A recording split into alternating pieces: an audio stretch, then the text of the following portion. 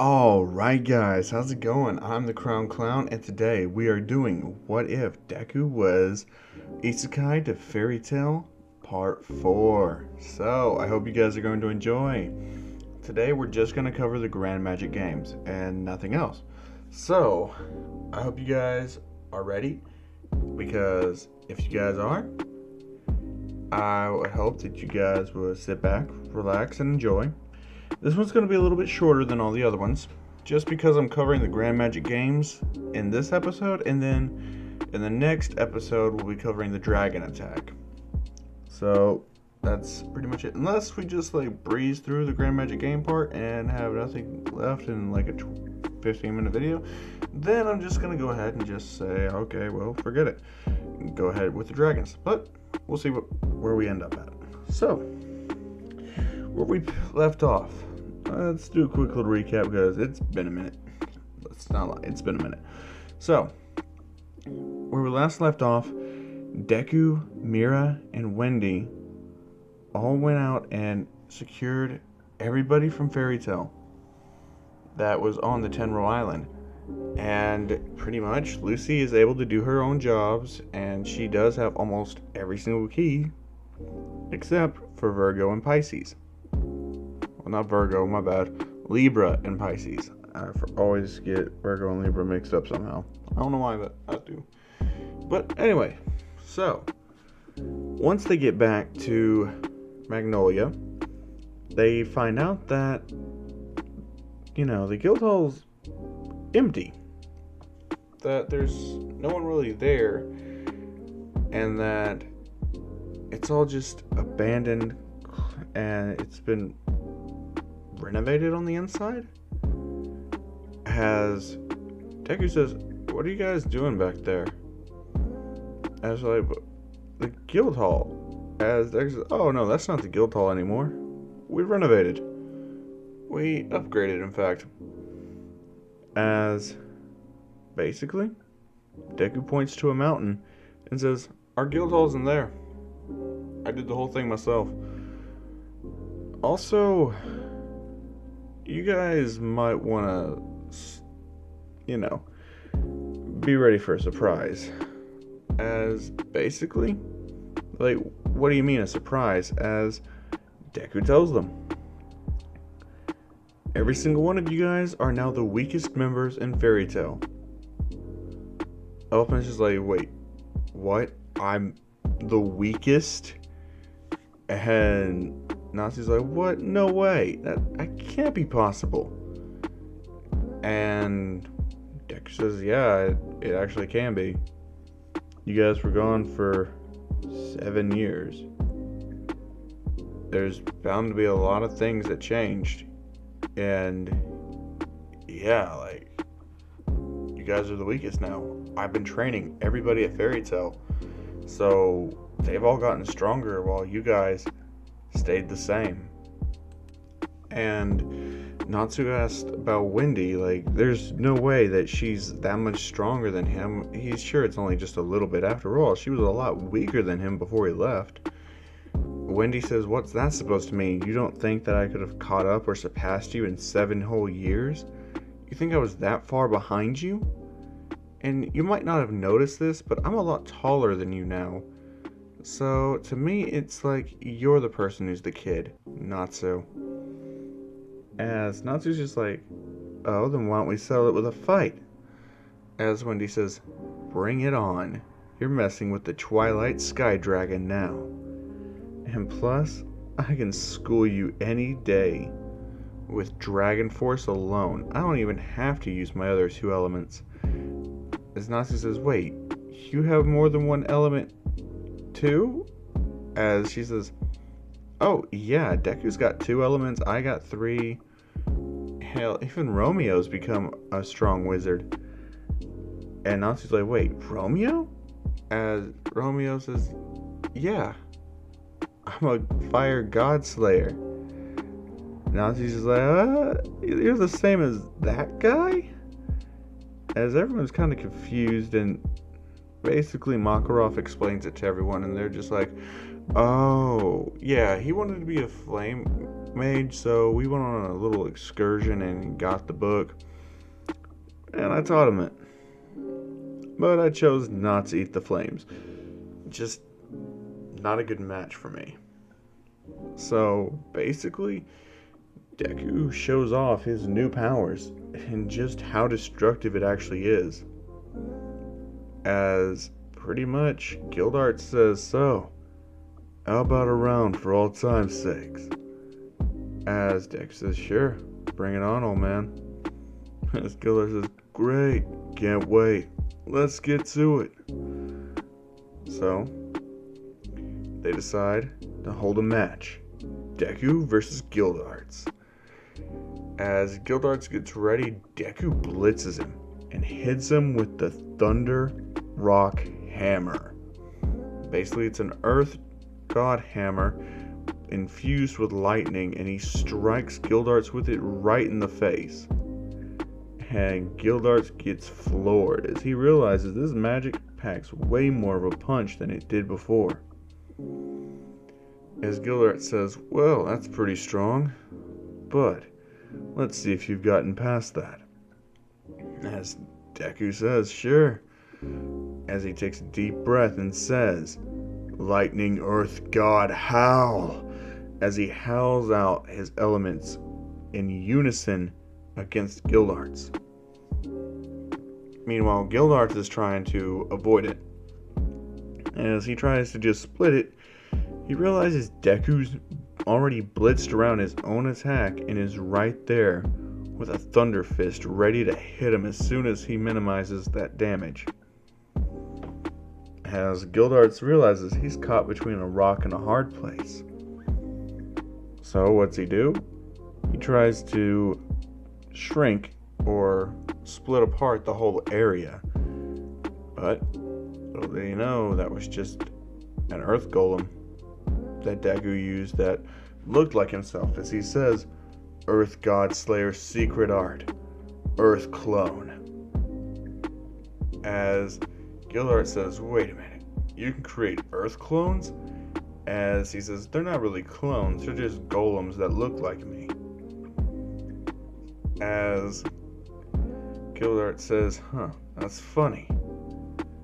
So Deku just keeps on blitzing as Gildarts fights back and Deku fights him just evenly. They're evenly matched, as everyone in the guild is shocked that Deku's on Gildarts level and he's matching him blow for blow. As Mira's just watching as she says, oh, this won't take too much longer. As Deku turns up the volume, lightning blitzing from his eyes, as the earth starts to shake as he hits Gildarts one good time in the stomach, dropping him. As Gildarts is wheezing for air, Deku picks him up and says, alright, my win. As Gildarts says, you're damn straight it is, kid. Don't know how you got so much stronger than me, but damn, you pack a punch. As Deku says, I've always packed a punch. It's just gotten stronger in 7 years, old man. After all, I'm 28 now. As Gildarts says, that long, huh? Jeez, what a total nightmare. You were only 21 when I left you. Now you've gotten married, adopted Wendy, you're 28, your wife's the guildmaster. What else have I missed? As Deku decides to fill him in on everything again, just to make sure he was being thorough. And he was. He was very thorough. So with that out of the way, Natsu tries to fight Wendy, but it's over before it even begins. Wendy just blitzes him and uses her Dragon Force to really show Natsu the difference, as she straight up just backspin heel kicks him square in the head and sends him skyrocketing. As Natsu just realizes that was Wendy that did that. Little Wendy. As he's just like, that's insane. With Natsu defeated, Wendy just says, you're gonna have to have a lot of training to even reach my level. As Deku says, oh, by the way, Elfman, you're going to be training with me for the next 3 months until we get to the Grand Magic Games. Because after all, you guys need a power boost, so train like there's no tomorrow. And Elfman, I know just how to help you. I know you have the Beast Soul takeover, however, we think there might be something that could suit you just as well. As Elfman says, and what's that? As pretty much Deku tells him, you'll see when we get there. So Elfman says, alright then. So Evergreen says, will I be included on this? As Elfman says, sure, why not? As Deku says, fine. So he tells Mira he's heading off with Elfman and to take care of everybody else. He'll be back, but only after Elfman's mastered his new power. And Wendy says, but what about me? And Deku just tells her, watch after Natsu and them. I don't want them getting too out of control. And he says, oh, Ganjio, Cobra, if you guys want, you can come too. I don't mind if it's you guys. As Cobra says, can you give me about 5 or 10 minutes? And Deku says, you know what? We'll spend the night here. I'm being not considering your guys' predicaments. You haven't seen each other in a very long time. So go ahead. Meet up with Kiana. As Cobra says, thanks, man. Tomorrow morning, at what time do I need to be ready? As Deku says, 7 a.m. We're heading out early. Be ready or you get left behind.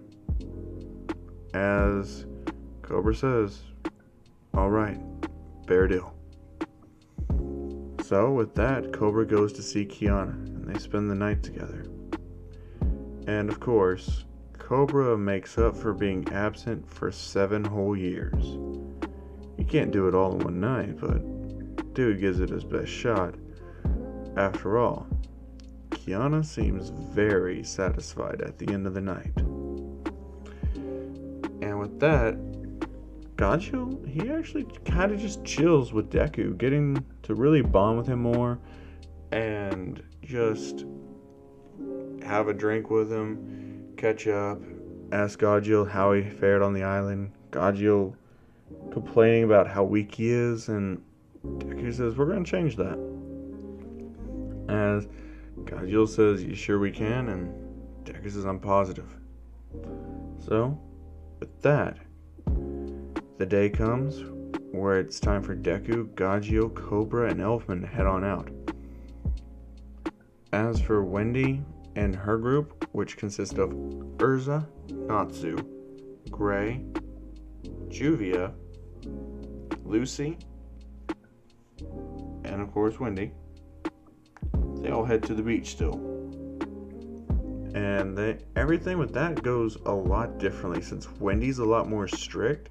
She would not allow them to be tricked by Virgo, so that means they never go there and waste all that time, which means they get a lot more training in, and it's very productive. But Wendy's extremely strict, especially on Natsu and Gray. Since Natsu's a dragon slayer who's failing to meet his full potential, Wendy is beating his ass 24/7. It's either train, or sleep, or eat. There's no time for anything else. As for Lucy, she's actually training a lot with Capricorn, and she's actually getting a lot more practice in, and it's actually paying off for her way more than it ever did before in canon, since she was barely struggling with it, but now she's able to increase her magic power, and of course they still get the second origin from Jalal's team, Crime Sorcier. So with that, we turn back to Deku, Elfman, Gajil, and Cobra as they head back to the Moon Island where Deliora is at. As Deku brings Deliora back up to the surface and he starts to slam into the ice, and he tells Elfman to absorb it. He's going to take Deliora's soul. As Elfman says, "What? I can't do that. I have only beast soul magic." As Deku says, "Just give it a try. Mira seems to think you can." So Elfman gives it his all. As, to his surprise, he's capable of taking in Deliora. Meaning, he now has a Deliora full body takeover. And with that, Elfman just gets his power up just like that. Since Deliora is extremely powerful. And let's just say Gray's about to have some PTSD. So is Leon. And pretty much for the next 3 months, they go to a secluded island where there's nobody around. And Deku spars with Elfman, Gajil, and Cobra all at once, beating them all down and training them to get stronger and stronger and stronger. And because of all this harsh training that they go under, they get a lot stronger. Cobra is insanely powerful. He's like double his cannon strength. Gajil is triple his. As for Elfman, he's easily 5 times more powerful than in canon. Just because of Deliora. And I mean, Gajil is still stronger than Elfman, and Cobra's not far behind Gajil, but Gajil is the strongest out of the 3. But Deku is still the strongest overall. He's the strongest person in the entire guild because he just got a lot stronger from this training as well. So with that, they head on back. And this time, Mira will not be a part of the whole Grand Magic Games, considering she's the guild master now. Yeah, when she got back, she took it over from Makao and kicked him off the seat. And everybody was actually pretty happy that that happened. So, with that, Makarov could actually participate, but he chooses to sit out because he's just like, nope, too old for this. As Deku kisses Mira and says that he's going to head on out. And Deku's actually going to be on the Fairy Tail Team B. So Team A is exactly the same as it is in canon with Wendy on there. And Wendy's not actually going to be taken out. So the person that takes Team B's slots are a lot different. The first person is, of course, Deku. Second is Gajil. Then you have Elfman, Loxus, and Juvia. That is Fairy Tail Team B. Kana is not on a team because, simply put, she didn't get a very good power boost, and even though she's capable of wielding fairy glitter, you know, Deku's still that much stronger. Like, I'm sorry, but he's easily a lot stronger. So, during the whole battle tournament preliminaries, Deku's team sweeps. It's no contest, like, at all. And with his seismic footsteps, he's able to tell where everything is and how to get there the fastest. So with that, his team's actually the first one to make it in. As for Natsu's team, they get in, but they're just about second from last. I'm gonna say dead last is Twilight Ogre. They're the people that get in absolutely last. Wait, no, Twilight Ogre never even got in there. Quattro Cerberus is the last ones. My bad, people.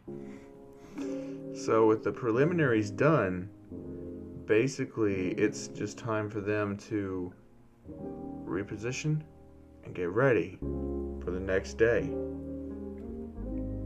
So, once they see that they all made it in, Deku's pretty much happy because he's literally just not even concerned about anything because there's 2 fairy tale teams. They're gonna win. They've been winning every year. That's not about to change here. So, the next day comes and the teams are introduced. And of course, Natsu's team is surprised when the first team that's called out is Fairy Tail Team B. As everyone sees Deku and they're just like, wait, he's on Team B? I thought he'd be on Team A. Well, they say the B team is the A team with Deku on there. As the whole arena starts chanting for Deku. And basically everyone starts looking around for Mira. And that's when the announcement comes on that she's the new guildmaster of Fairy Tail. And Minerva's just like, Father, you sure you don't want to retire and leave me as guildmaster? And no, Minerva's not actually on the Sabretooth team right now. Like, Yukio is on there. So yeah, that's still gonna happen. Yukio is still on the Sabretooth team. But Minerva finished off her missions and she's been spending a lot more time with Rogue. So, of course, she's actually in a relationship with him now. And she's Mira's rival, best friend. Yeah, she doesn't really have beef with her in this. So, like, Minerva's a lot more chill. And she said that she didn't want to participate in this year, so that's why Yukio stepped up. Even though she's a brand new member, you know, the master, he's still a dick though. Like, there's no changing that dude's personality for any type of way, better or worse. But Sting's a lot stronger than he is in canon. But so is Natsu. And Natsu is still stronger than Sting. And Gajeel is definitely stronger than Rogue. Like, Gajeel's stronger than Natsu at this point. So yeah. However, after every team is announced, they get on to the first event of the day, which is basically that whole, you know, deal with them running around and all that. But yeah, first event. And basically,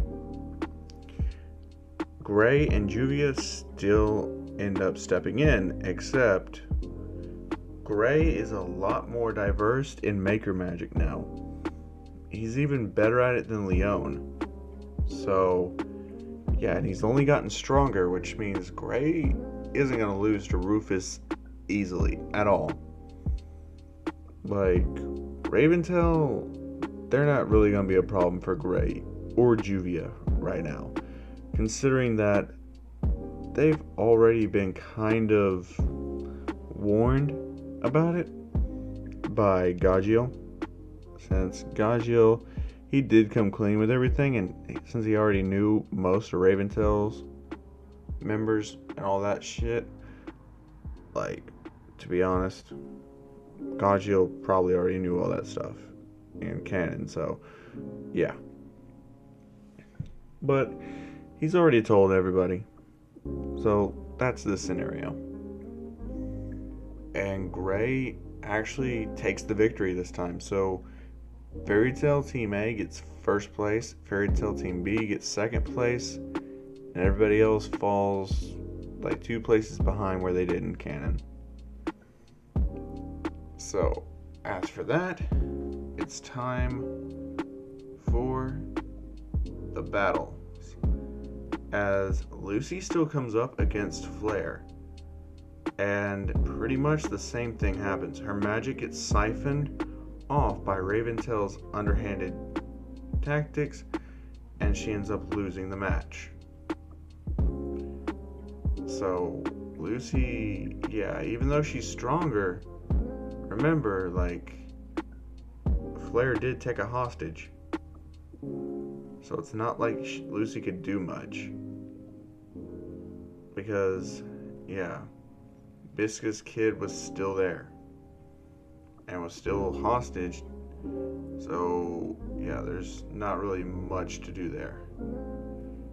However, since Mystigan's not on this team and Cobra is, it's time for Cobra versus Jura. Oh, yeah, it's time. So,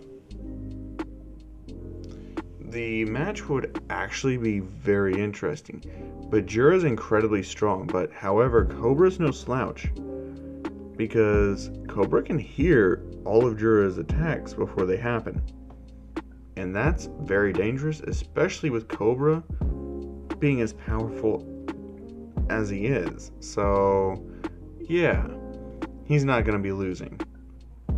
And the fight would actually take a very, very serious turn, because Jura would actually really want to push his point against Cobra, saying how much Cobra's changed over the years, or if he hasn't changed at all. And Hot Eye would actually be watching, since Hot Eye is taking the place of Toby. Because yes, no one likes Toby. And Hot Eye, aka Richard, is way better. And one last thing. I know that Mermaid Heel is an all-girls guild. I know that, but I'm just gonna say Simon was a special exception since he was Kagura's brother. And it's not like he's always an active combatant. Instead, he's chose to retire from being a combatant, and he is now Mermaid Heel's manager. So yeah, he's more in a managemental role. He's not so much a combat wizard anymore. He really just helps them out with their job, their funding, all that. That's Simon's role now. So yes, he's the exception for the management role, and because of Kagura. Since Kagura would have been training a lot since her brother was taken, so she's still strong. Like, there's no contest, but she's just not a complete and total bitch.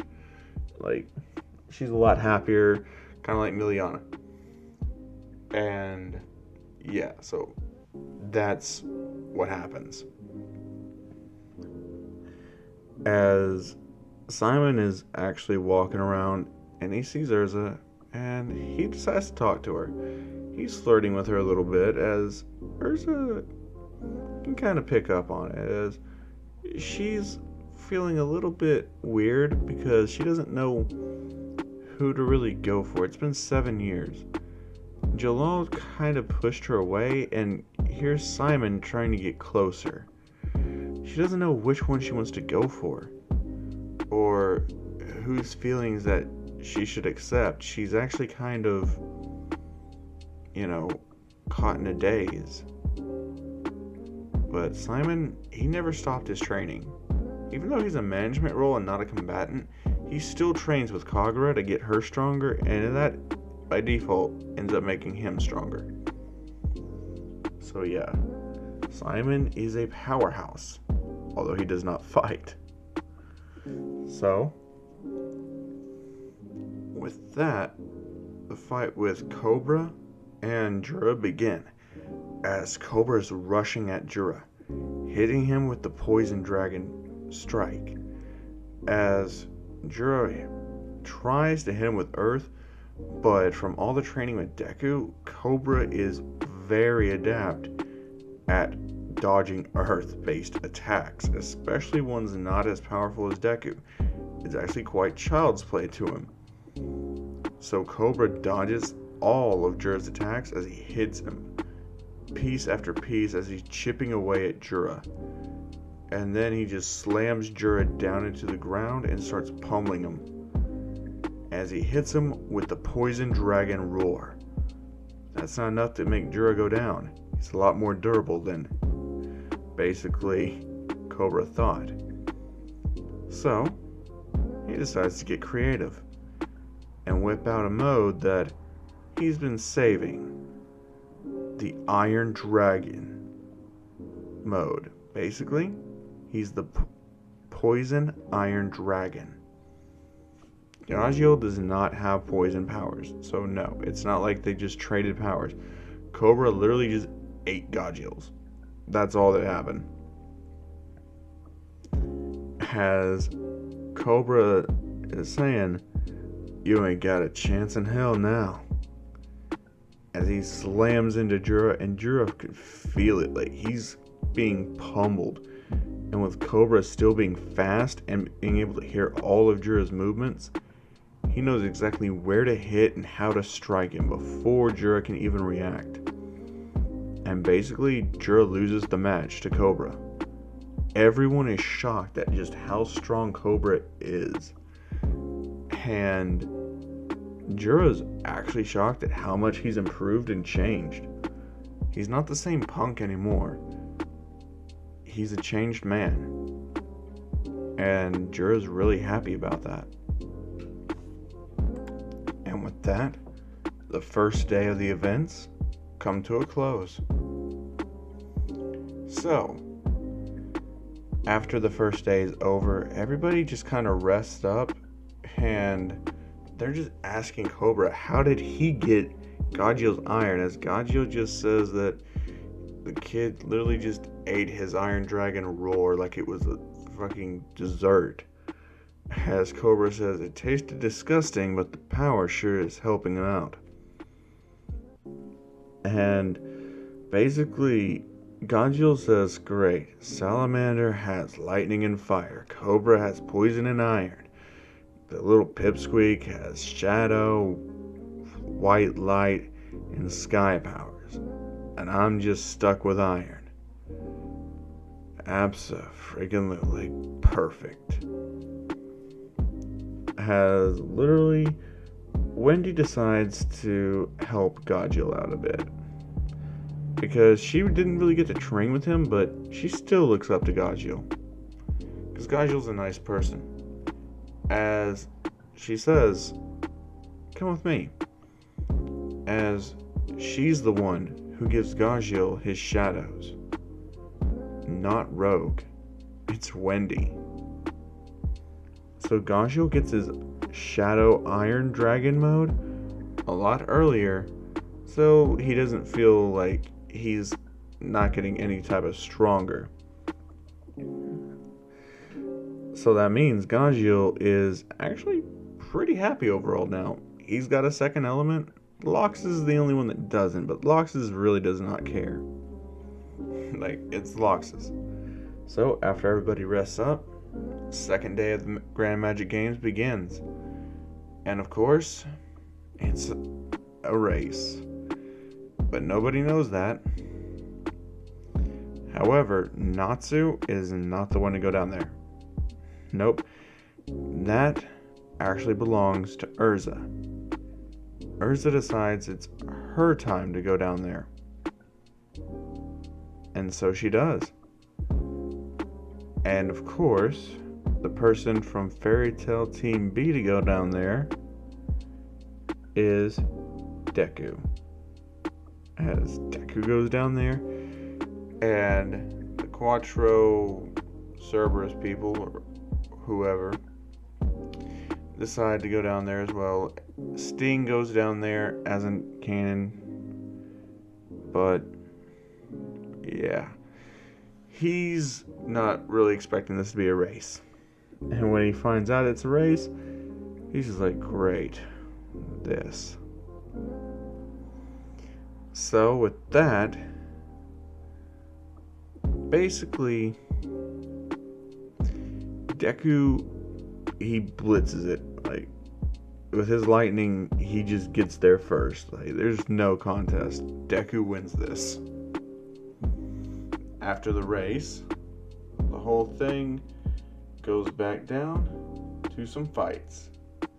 And at this time, it's Raventail's person versus, of course, Hot Eye. I don't remember the Raventail's person names, so yeah, just know it's that creepy guy with the smile and bad fashion sense. basically bootleg Joker. But in this one, Hot Eye takes the win. Easily. He's way more of a serious fighter than Toby ever could have been. He has better magic. He's just better all around. Because we say fuck Toby here. So, the second match. It's still in canon. Elfman versus that Quattro Cerberus guy. And he actually still tries to make a pass at Mira and Lizana. This pisses Elfman off. And Deku says, beat his fucking ass, because if I have to come down there and beat that man's ass, I'm gonna fucking kill him. And he says, here. As he tosses a shovel into the arena, Elfman knows what to do. He puts the shovel in the corner as he says, hey, aren't weapons not allowed? As Elfman says, it's not a weapon. It's just used for after the celebration. As the dude says, what? What celebration? You gonna forfeit? As Elfman says, no, not at all. And Elfman goes straight into his Deliora mode. And the dude's just like, what the fuck? And yeah. Basically, Elfman's about to wreck this whole man's career. And he lands one good solid punch to that guy's stomach. And he just says, you don't talk about my sister like that at all. Especially my guildmaster, who is my older sister and is married to my best friend. And the guy said, yeah, I kind of already got the picture. I just don't care.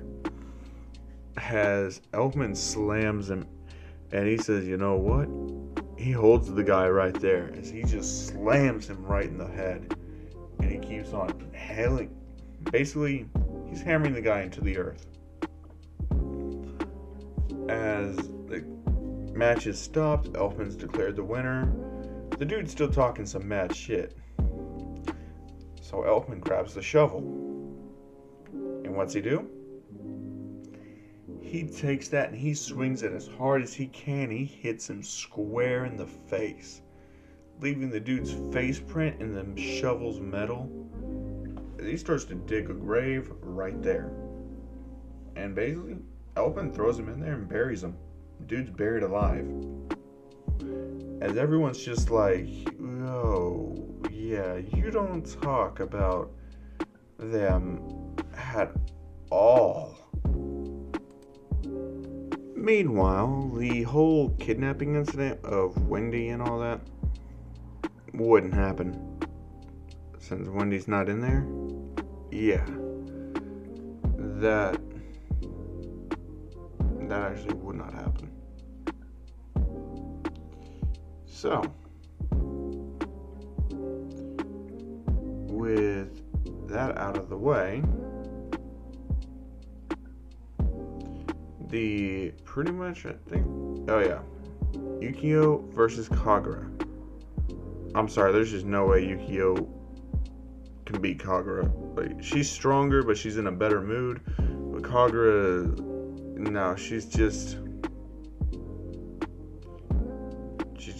not even there. Like, no chance. So after that, the events end. And basically, Fairy Tail's dominating. Like, it's no contest. And really, the whole Miliana and Urza conversation is completely different. Like, since Simon's still alive, they kind of learned to really just forget the whole thing. But to be honest, like, Miliana just hates Jalal, doesn't want anything to do with him. So really, she's just catching up with Urza. And she's actually talking to Urza about Simon and trying to, nudge her towards him, kind of like that. Meanwhile, Yukino still ends up being forced to remove her own guild mark and goes to Lucy to give her the keys. But this time, Lucy would accept them. Like, her whole goal is to collect all of the keys, and she would say, sure, she'll take them. Since, really, it's not Natsu that's been her main influence, and it's Gray, and Gray's always been getting the keys for her. She sees this as a chance to finally complete her goal. Like, she'll have all of the Zodiac keys and be finally able to potentially make a contract with the Celestial King himself. So with that out of the way, Lucy's the only one who will have any type of keys. So that means there's only one Celestial Wizard. However, Natsu still goes after her and still thanks her, and she still breaks down and tells Natsu everything. So that still happens just like in canon. And I'm probably going to cut this video off in like 10 minutes or so because I'm dead tired. I'm almost been up for 24 hours, so I'm getting pretty tired. But I'm just going to go till it's like 45 or 50 minutes. So we'll probably only cover one more day here, and then on the next episode we'll finish up the Grand Magic Games because this is actually getting pretty long and I'm having trouble staying awake, so yeah. Anyways, so with that out of the way, Natsu, he goes and wrecks fucking Sabretooth, just like in canon, only it's a little bit worse. So yeah, basically he still gets lectured and everything like that. Gray still says that he would have loved to have taught those jerks a lesson or two.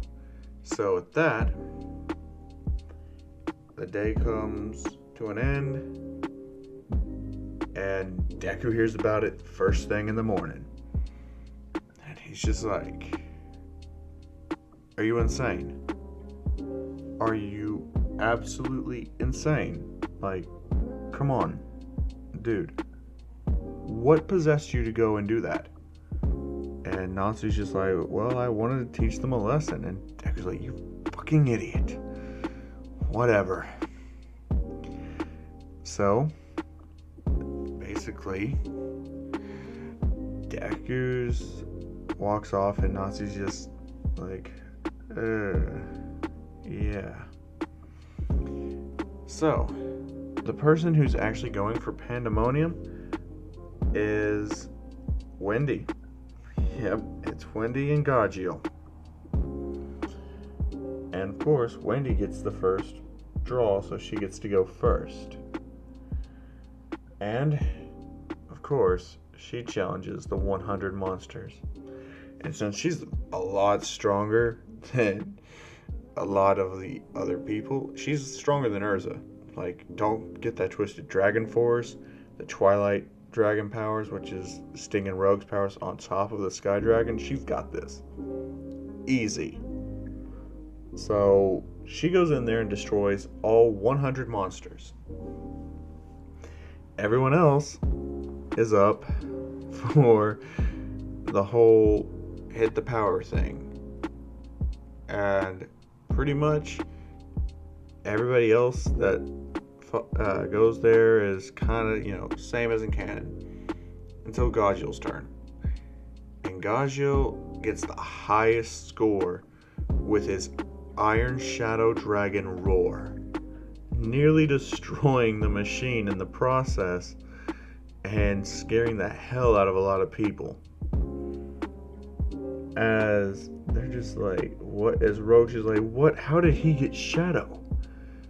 As Wendy just waves and says, I gave it to him. As Orga's just like, what the hell's wrong with you? But with that, the fights continue. And Miliana still wins her fight. As for Loxus, Loxus's fight actually goes a lot different. Not gonna lie. Because Loxus is a lot stronger. So he's, taking him out a lot easier. Which means he doesn't take nearly as much damage as he should. But that's Loxus for you. Now it's up to the Sharia fight. Well, yeah, Sharia, yeah. Only this time, it's literally like everyone in Fairy Tail's gone. So yeah, I'm gonna have Deku fight her instead of Wendy, since Wendy just went. Deku steps up, and Deku looks at her and says, "So, what type of magic do you use?" As she says, "I use Sky God Slayer magic." And Deku says, "You don't say. Well, let the best god win." As she's like, "Wait, what?" As Deku just says, "Well," as they start the match, and Sharia tries to use her her Sky God Howl, but yeah, Deku eats that shit. And yeah, let's just say Deku wins incredibly fast after inhaling that wind power. So yeah, Deku's got sky powers, he's got lightning, and he's got earth. He's set. He's just set. As he looks at Wendy and says, "Now I match you." As Wendy says, "Yep, sure do." And with that is where I'm going to leave it off. So, as always, I hope you guys enjoyed. I've been the Crown Clown, and I'll catch you guys later.